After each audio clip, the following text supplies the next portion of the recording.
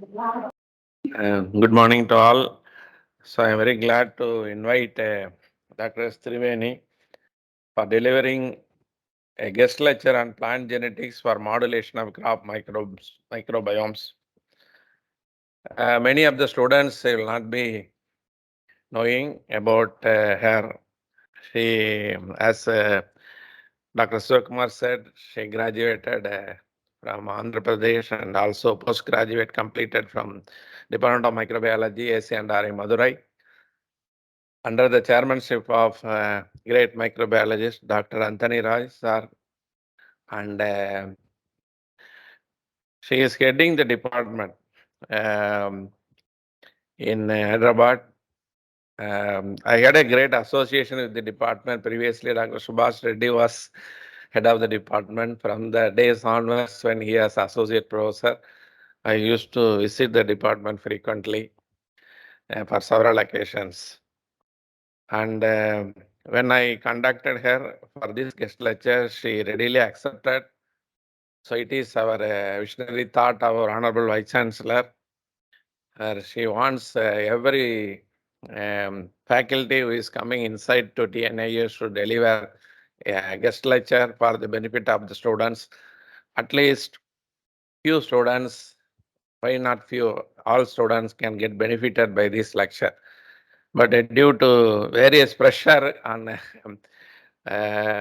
classes and other thing, it is very difficult. Usually we used to arrange on Friday.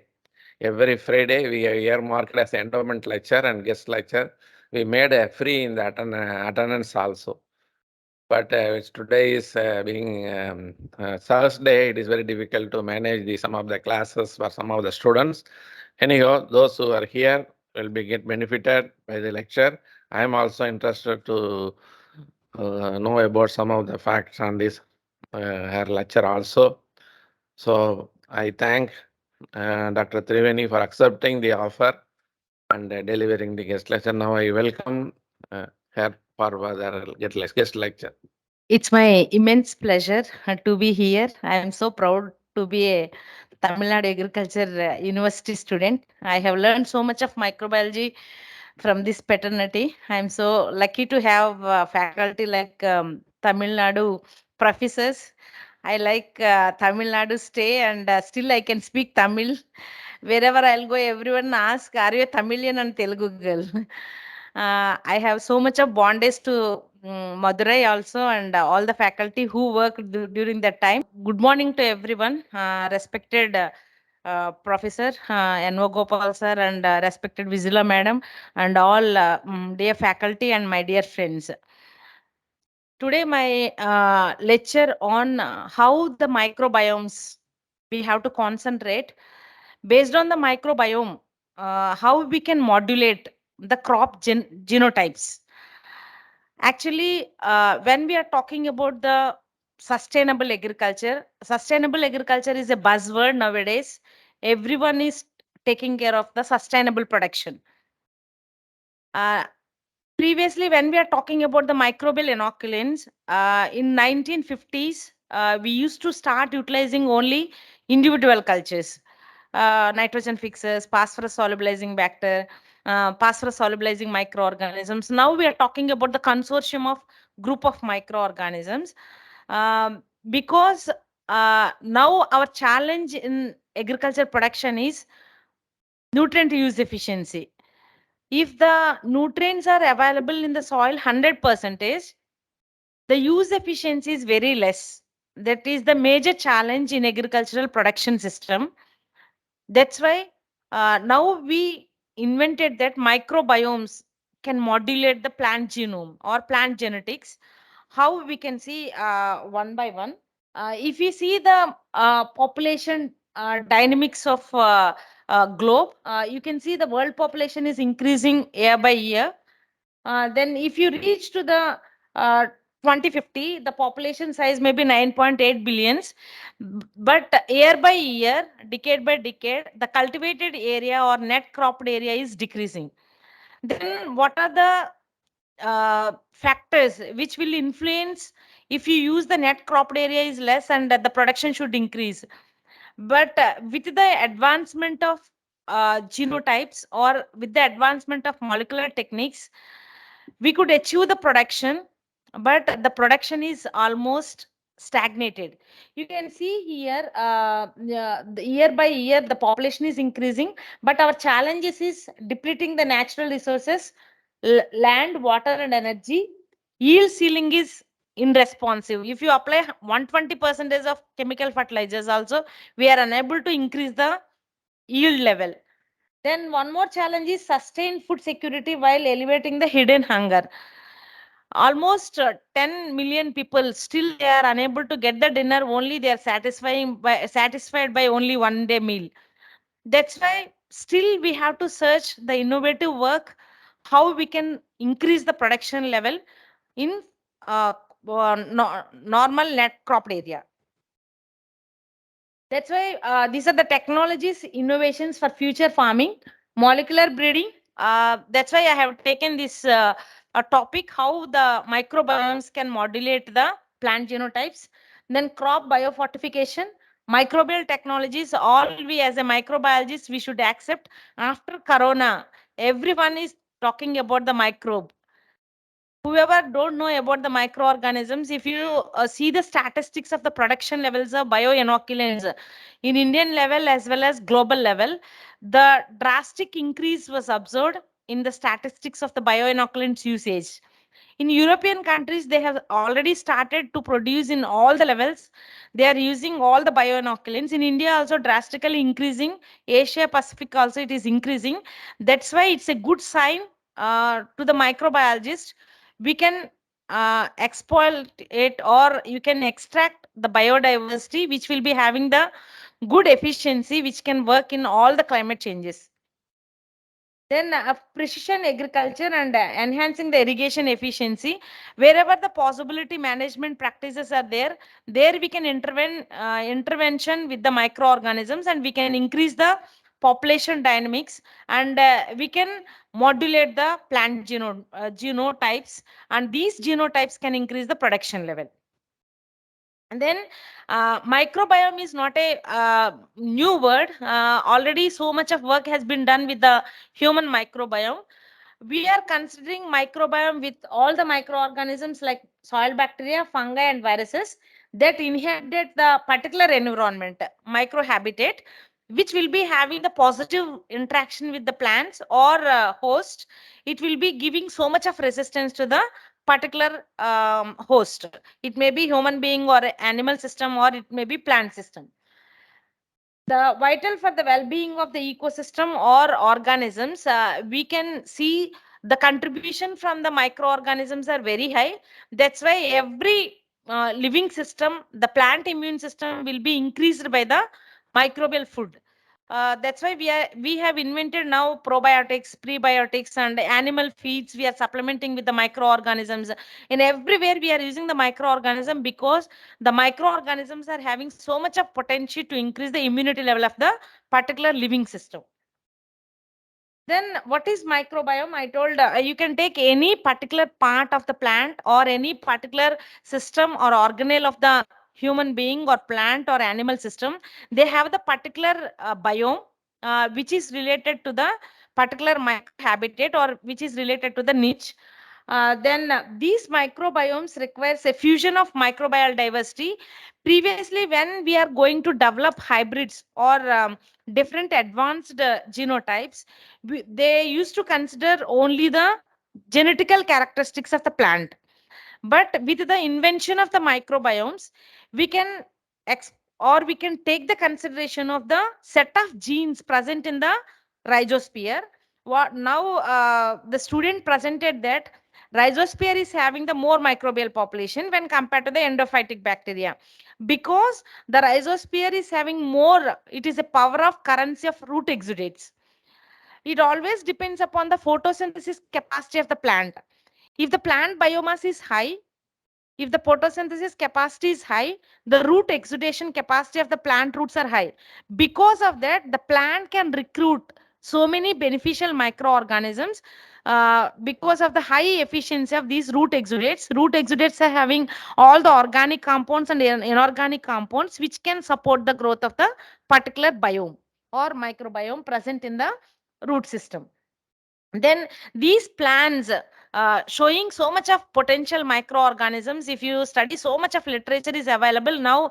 The student also has been presented that how the microbial dynamics are changing with the rhizosphere soil, or it can be managed with the management also, the agronomical how this microbiome can help. It will be helpful for nutrient uptake, as well as it can be protected from the pathogens and regulation of host immunity. The plant microbiome can influence the ecosystem functions. Then ecosystem services are intricately linked to plant functions traits, of which several are like mediated by the microbes, including soil formation, decomposition, organic matter decomposition, nutrient mineralization, and primary productivity. Means if the particular genotype is having the good beneficial communities in their rhizosphere, the plant is very fit to survive in any circumstances, whether it is having the biotic stress or abiotic stress. If the plant is having the good beneficial communities in their rhizosphere, the plant will be fitting in particular climate. That is the advantage with the microbiome. That's why now we are targeting the synthetic preparation of the consortium of microorganisms. We are introducing into the rhizosphere as a biofertilizers or bioinoculants. Then the plant can be competitive to grow in stressor conditions. Then plant microbiome, why we are considering means it can, along with the plant genes, you can consider the microbial genes, because it is a reserve source of, because of the advancement of molecular techniques. Previously, when we are working in microbiology department as a graduates, MSc graduates and PhD graduates, we used to have only cultural techniques. So many microorganisms we are unable to cultivate in the plate. But now so much of advancement is there. Because of that, we can grow the unculturable microorganisms also. That's why we can take the consideration of this group of genes. These genes can help to modulate the plant. Here my simple concept to understand is, if you have any good friendship in the group, okay, if anything happens to the particular person, he will take the help of our friends, and we will be sustaining, or we will be fighting against the particular situation. In plant modulation or plant genotype sustainability also, if you consider only plant genes, it may be difficult to sustain in this climate change conditions. But if you take the consideration of microbial genomes, the plant can adopt these genes, or the help of microorganisms, it can sustain very well in particular condition. That is the main concept in modulation of microbiomes with regard to the genotypes. You can see here now the studies are available in literature. Every part of the plant, whether it may be the seed, or it may be the endospore, or it may be the guard cell, or those parts are having the specific biomes.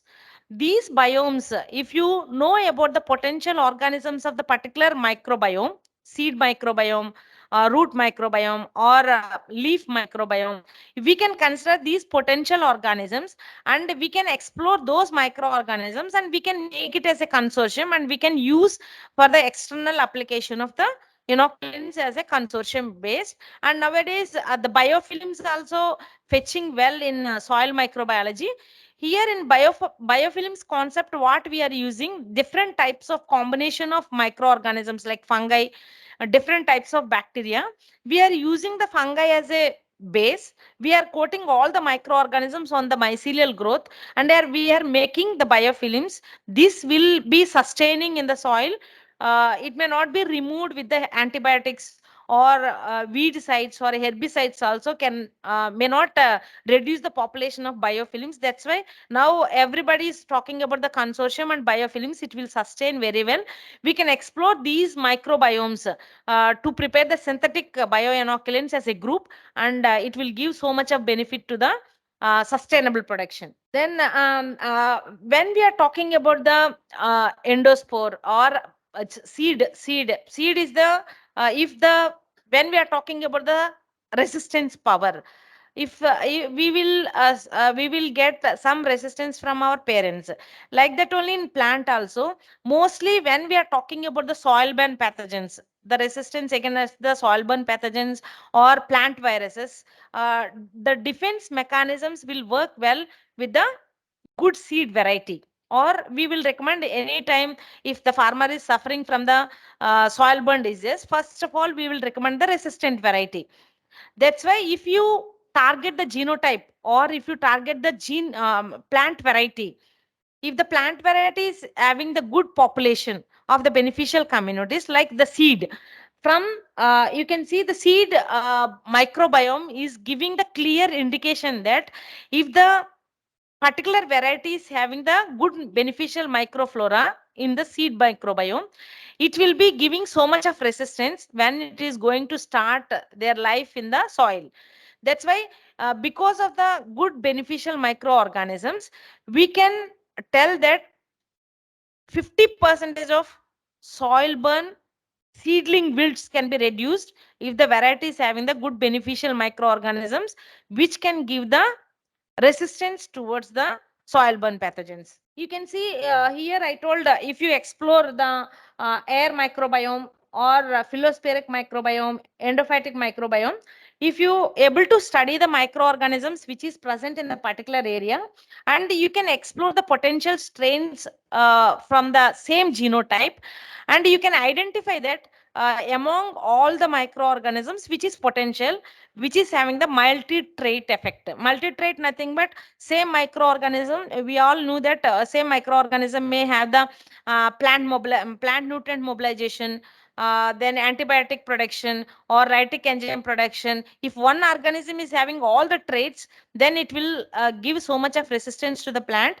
You can see here the plant, if you select the right side plant when compared to the left side plant, if you identify all the microorganisms, the potential organisms you can make as a synthetic biofertilizers or consortium microorganisms. If you apply the field, it will sustain in any climate and it will give the good production when compared to only chemical fertilization.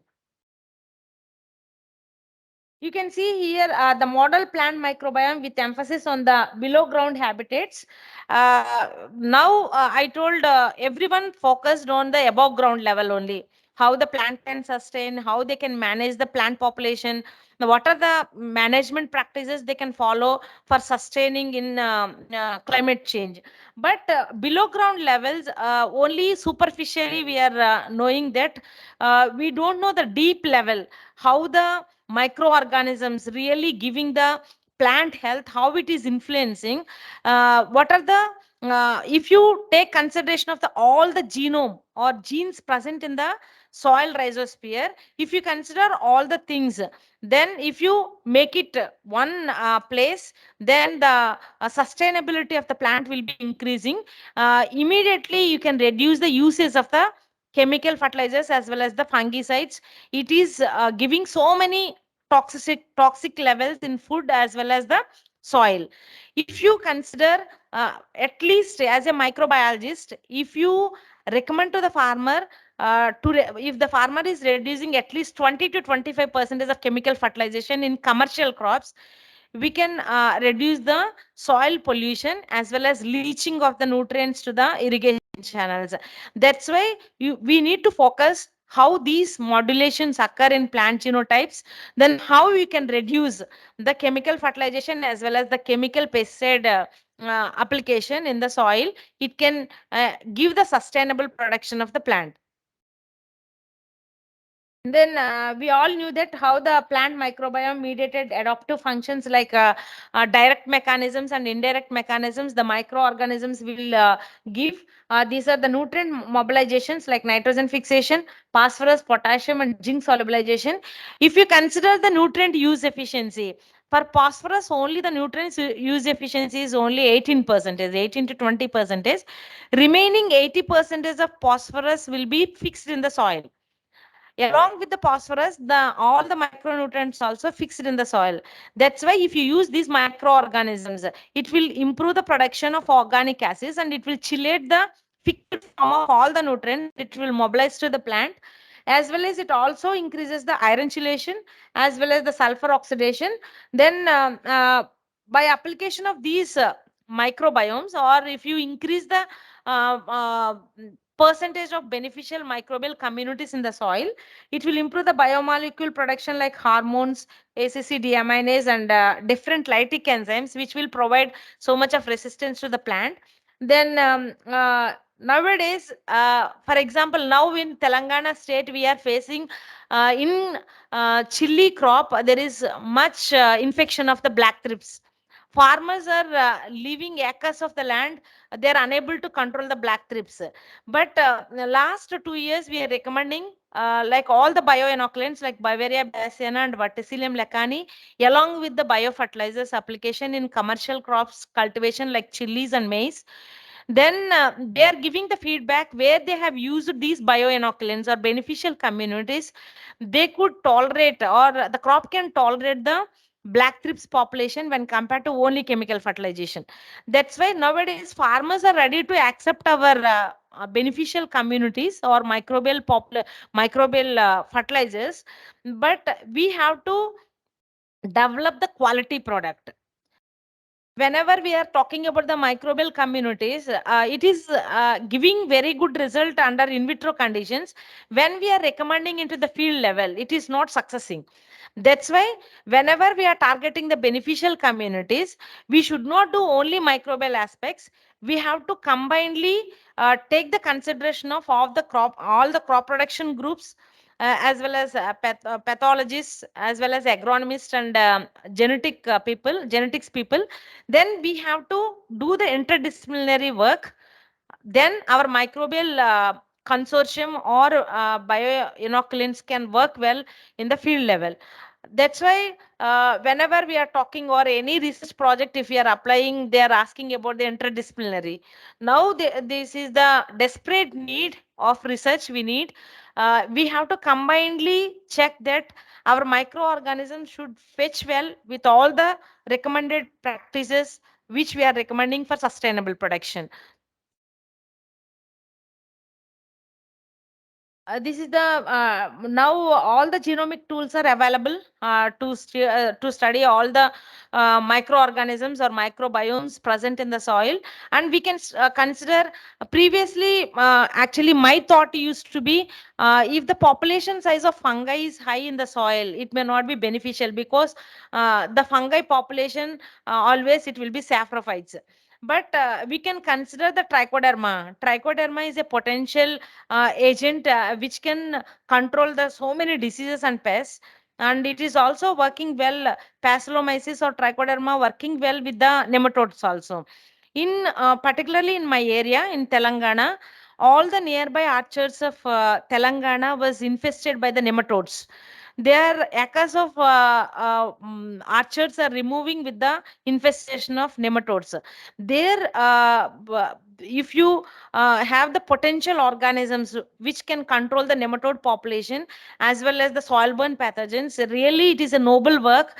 That's why now we are concentrating these microbiomes where we can combinedly take the consideration of fungi, bacteria, as well as actinomycetes, which can sustain very well in the soil as a group, not in individual group.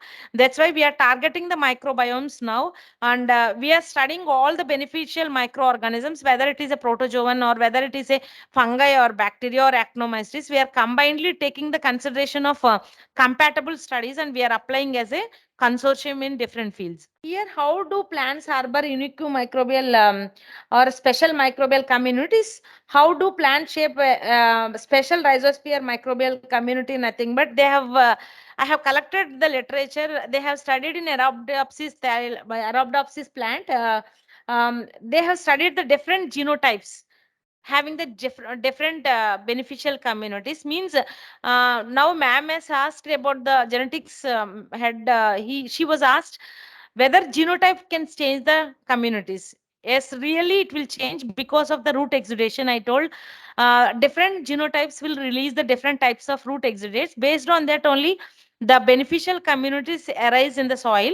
That's why they have reported that when they have studied the different genotypes of Arabidopsis, different species, they found that different genotypes promoted the different types of microorganisms. It's not same variety cannot having the same microflora based on their photosynthesis capacity or root exudates. It will change the microbial communities, and they observe that the root microbial communities of the plants are sufficiently depends upon the host genotype. It may not be common to all the genotypes. Next. The optimizing host selection of the root associated beneficial microbial communities holds a promise for the sustainable and increasing crop production. I told now the crop improvement group is able to give all the varieties, but they don't have any studies with relate to the microbial communities. That's why if they could give for each genotype what is the level of the communities present and beneficial communities present in the soil as well as the endophytic bacteria, then it will give so much of value to their work. And if you go in that line, it will give so much of evidence that how the modulation occur with the genotypes. I told already, because of these defense mechanisms present in the microorganisms, it will be utilized by the plant also. Like uh, whenever we are talking about the bacterial cell is having the nucleoid as well as the plasmid. If you target the nucleoid, the bacteria will survive with the plasmid. Like that only, if when we are going for cultivation of the crop, if the pests and diseases are destroying the life or plant, the plant can explore the genes present in from the microorganisms and it will sustain.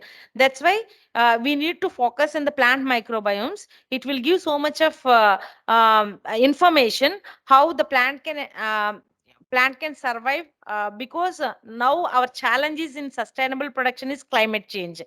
That's why if you need to give the adaptive techniques for plant, then you can explore the microbial genes for genotype modulation, then it will help to sustain. Next, I told all these is reason is root exudates, because the root exudates can decide the microbial population presence or communities present in the soil. That's why root exudates are very important. Still we are unable to understand how many types of root exudates are there, then how it will be recruiting the microbial communities based on their inference with regard to the nutrient management and everything, still in infant stage only. That's why if we concentrate in the root exudate proliferation in the soil, then it will give the clear indication that how the plant genotype can recruit the beneficial communities. We all knew that always the positive interaction will be present for the soil, plant as well as the interfaces. Now here, then how it will be negative as well as the positive feedback to the plant when we consider about the soil interfaces and microbial interfaces with the plant.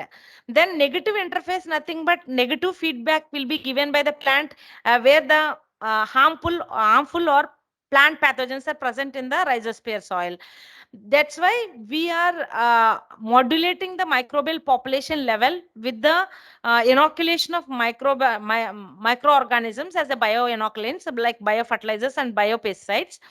There you can inhibit the harmful pathogens in the soil and you can increase the beneficial communities in the soil. It will directly give the positive feedback to the plant and the plant can sustain in the soil. Then holobiont as heritable unit of the selection, because holobiont is the assemblage of the individual and is as well as symbiotic relationship with the different microorganisms. I told already, if the plant is having the plant microbe interaction is positive, the microorganisms will give the nitrogen, phosphorus or defense mechanisms and every support to the plant. The plant in turn will give carbohydrates to the microorganism. That's why if the symbiotic relationship of the plant and microbe is best, then the plant can sustain in the soil.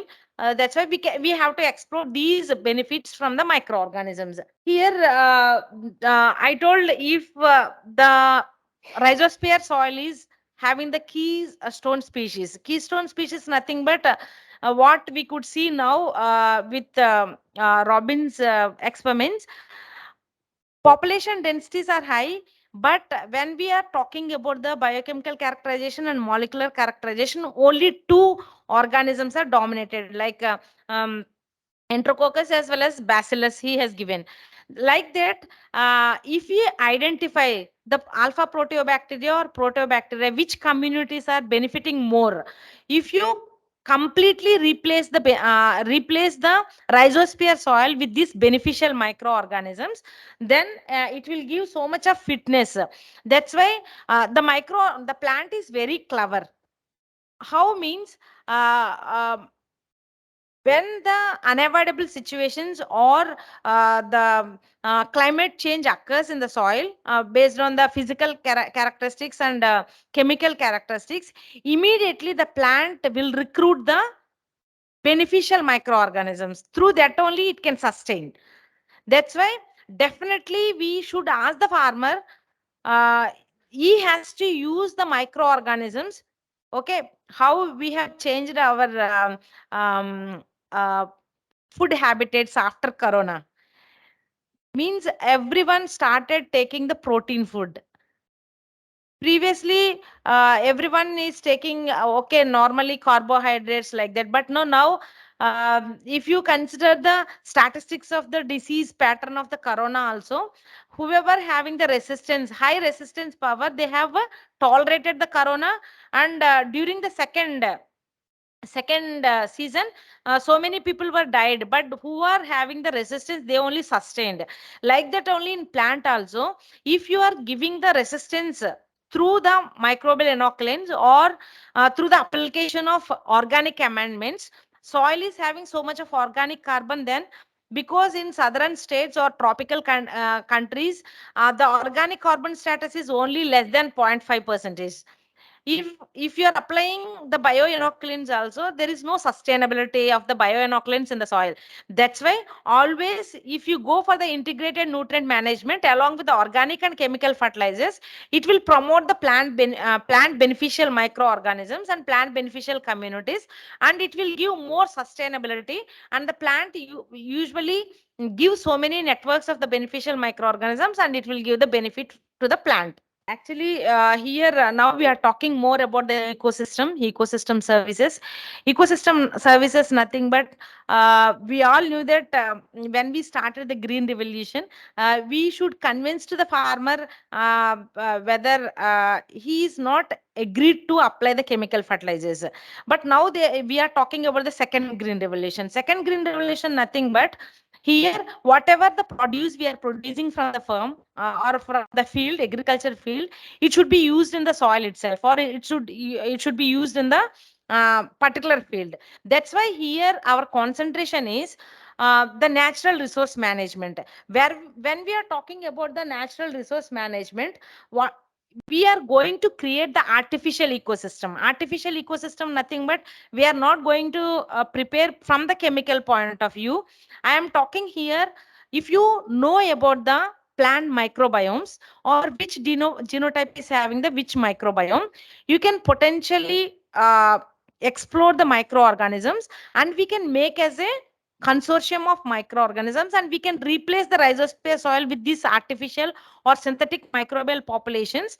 Then the plant can sustain very well, and it can fit in any climatic conditions. But its success in open system is challenging. What I could tell, in when we are working with the in vitro conditions, it is working well. But when we are treating in the field, the microbial populations are not sustaining. That's why we have to concentrate more to work with the field conditions, with all the climatic change or pH, salinity or sodicity, whatever it may be. That's why if you consider the field conditions, then our microbial communities may replace the normal conventional methods of the cultivation. It will give so much of benefits to the plant. Next.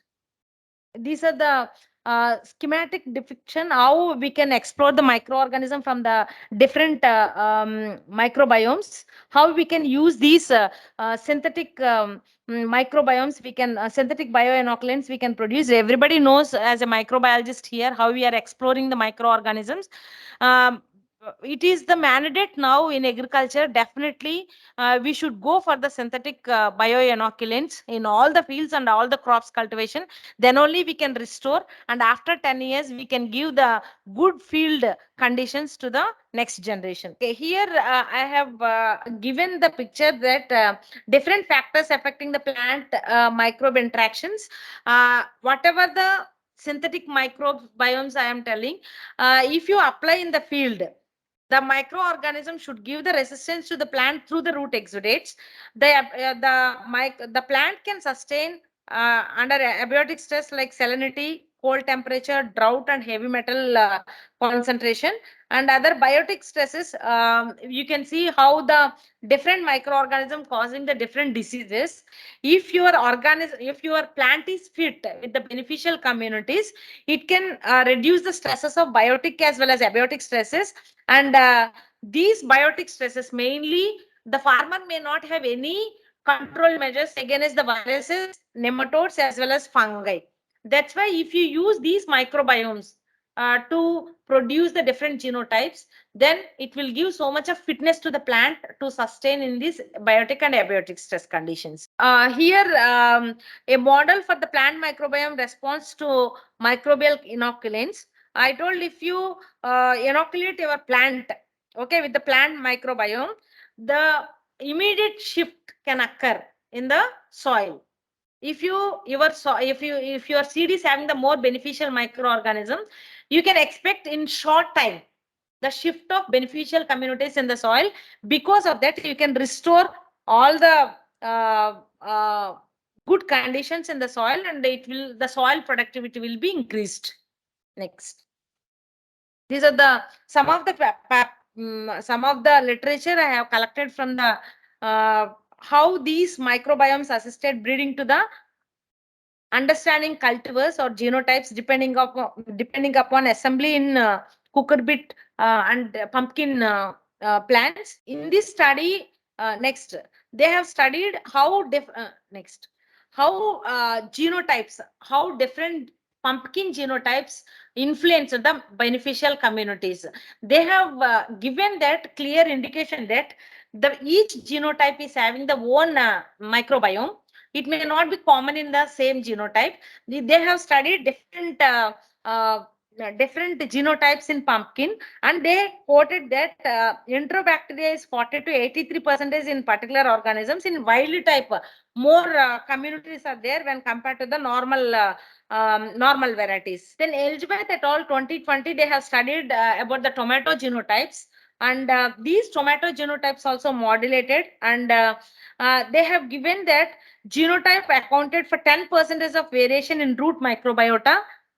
Two bacterial families like Bacillacea and Rhizobiaceae were significantly enriched in the root endosphere, at least 6 of the 8 tomato genotypes.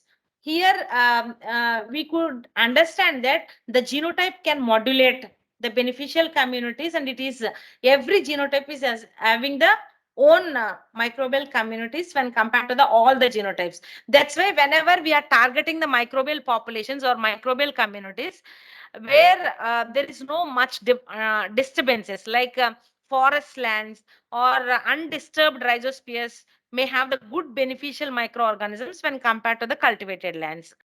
Here I am concluding my topic. When we are talking about the genotypic modulation with regard to the plant microbiomes, we can explore these microbial genes or genomes present in the rhizosphere soil. When compared to the endophytic bacteria, rhizosphere soils are having more microbial densities.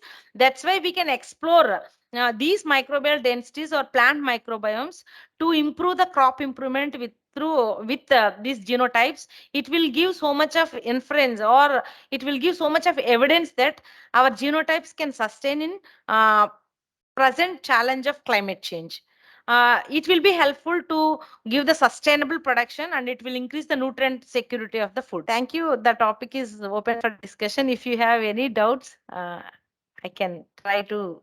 Thank you, madam, for a very elaborative and also thought-provoking guest lecture. I think many students will be benefited and the staff members will also benefited. As you said, the watermelon and tomato, the response of the microbes, I still remember there are some synthetic bioinoculants for flower crops, Yes, yes. especially for increasing the color of the flowers like petunias and Yes, other sir. thing. Whenever they market the seed, they also market the mixture. Yes, They sir. say it is a nutrient mixer. I saw in the US. And when you put in pot culture, you put that mixture, then the color of the flowers will get increased. So there is a very long way. Synthetic bioinoculants were helpful. Similarly, a lot of studies have been already done on legumes, Yes, sir. genotypes Flowers. responsible to the microbes, not only to rhizobium, many other organisms Yes. also. So it is a quite interesting and important concept where students to take up for the research and also the propose projects and other things also. I appreciate your weddings nutrient currency also. Yes. That is, that was somewhat triggering me.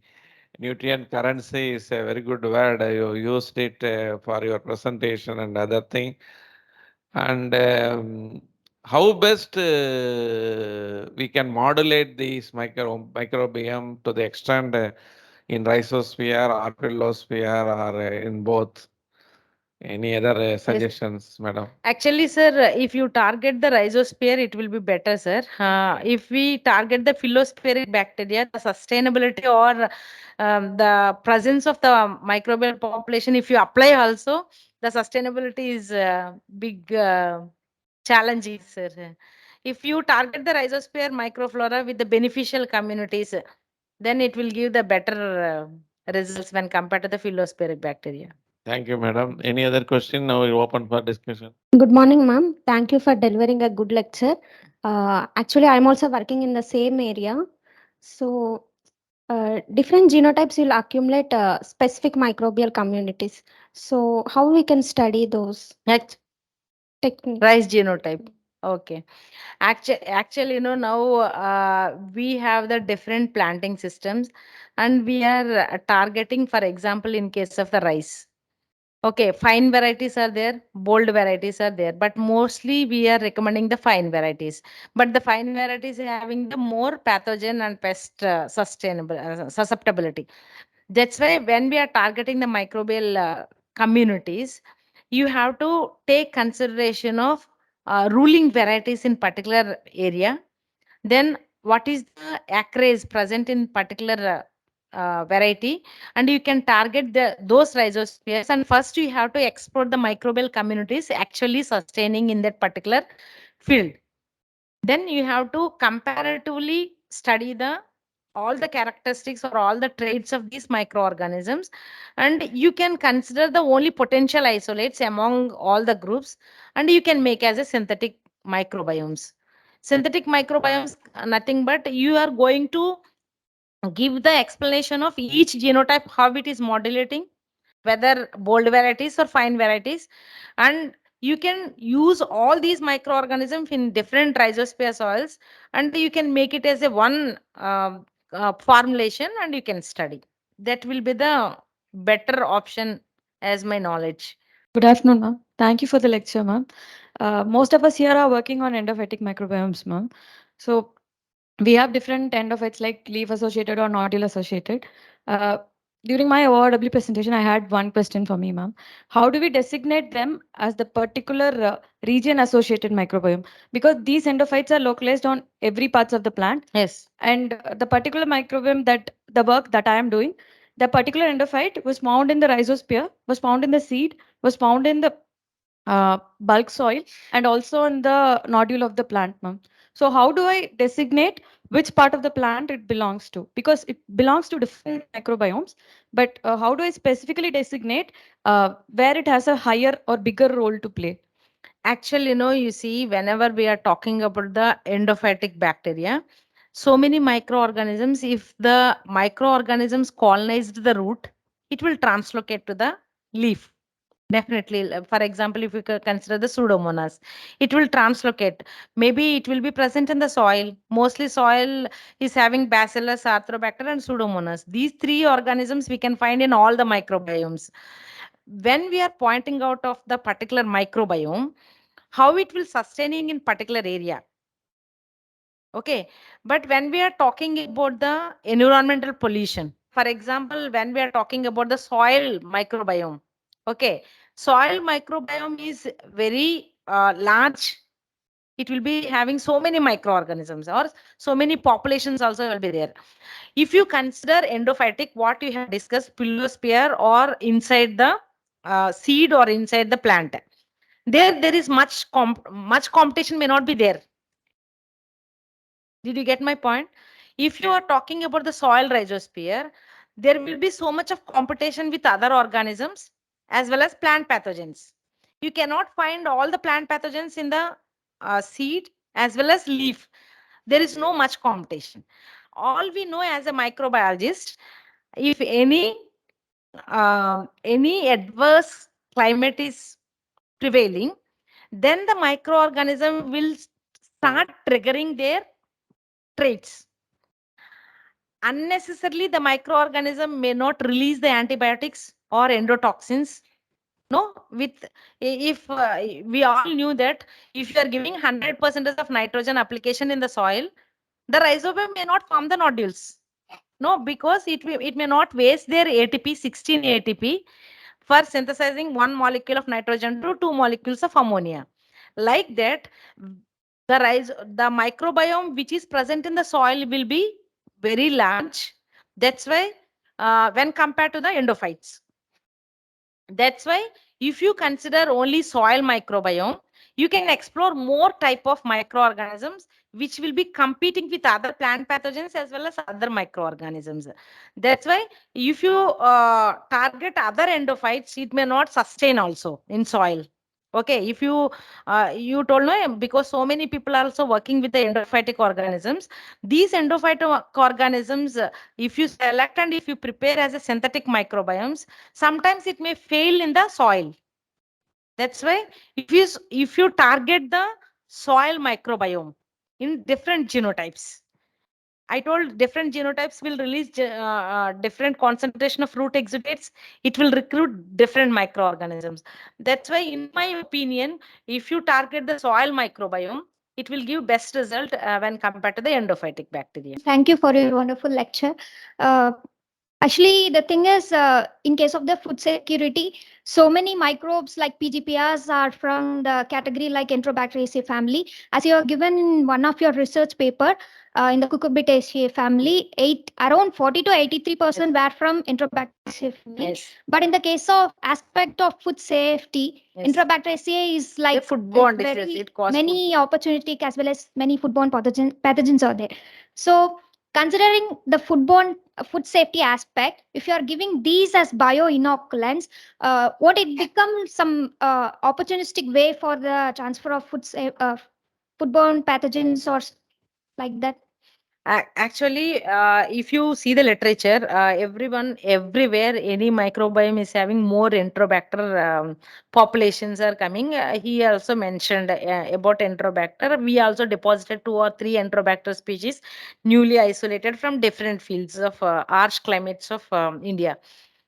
Here, first of all, really it is an opportunistic pathogen. Okay, Pseudomonas syringae also aerogenes is also opportunistic pathogen. But when we are talking about the resistance, okay, we are talking about the plant fitness here. Okay, we are not talking about the product which will be coming from the rice. We have to consider that when we are applying as a biofertilizers, we are applying in the soil. Directly, we are not keeping with the food like a grain. Once, if you have isolated the enterobacter, it is an opportunistic pathogen. First of all, we have to confirm that whether it is causing any pathogenetic efficacy on the plant. Then again, you have to check for the grain or any food economic part whether it is sustaining in final product or not. that one should confirm before recommending as a commercial product. That will be. Grain crops, Mm. the crops like cooker bits and some fresh fruits Yes. and vegetables are there.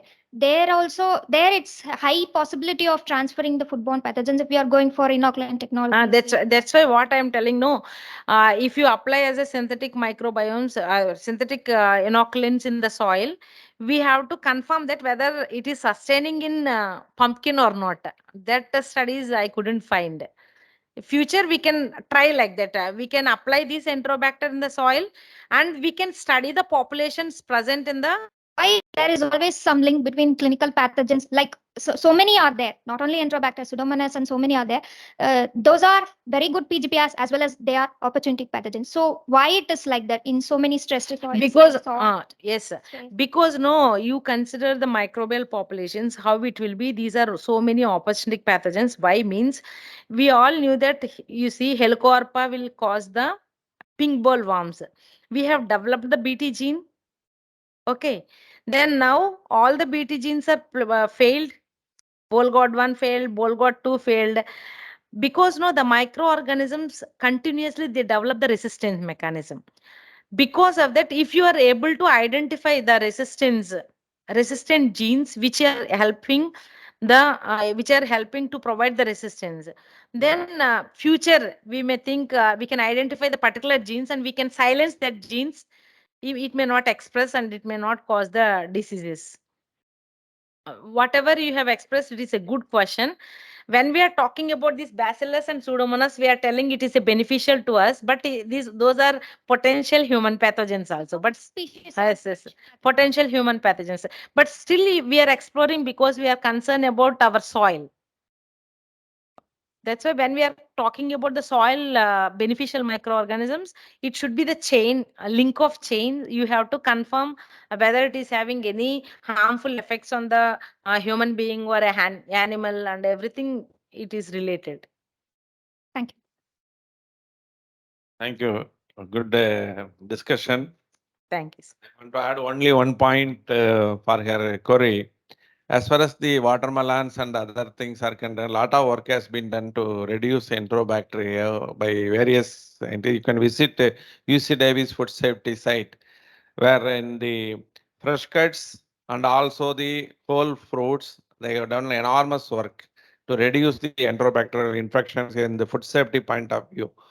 It is a very good question, valid question also. But as far as the fruits are concerned, either fresh or fresh cuts, whatever may be, they should be processed in a proper manner to reduce these contaminants and other thing. Any other questions? So if there are no other question, I thank Madam for their excellent presentation. On behalf of the department, I request Dr. M. Jnanachitra to present a memento to Dr. Triveni Madam. Thank you, Madam. Now I request Jnanachitra to propose a formal vote of thanks. Good afternoon, everyone. Respected Professor, Madam, and dear students. On behalf of our Professor and Head and other professors, I thank Madam for coming over here to conduct Viva Voce and to deliver this guest lecture. Thank you. Thank you so much.